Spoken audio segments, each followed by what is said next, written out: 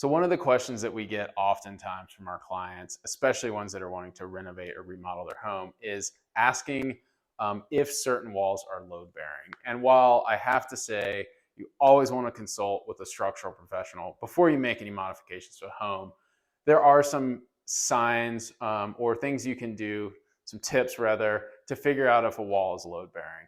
And so if we look over here, you can see that this floor structure, these floor joists are running from the exterior wall to the support beam. And so they're sitting on this I-joist here, which is the main support. So everything under this I-joist is structural in this particular case.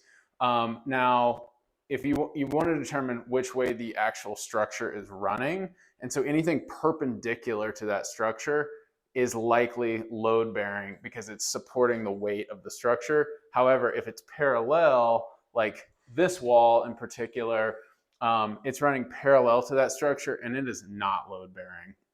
So again, you want to consult with a structural professional, but generally, if a wall is running parallel to the support or the majority of the joist, it's non-load bearing. If it's running perpendicular, it may be supporting that structure.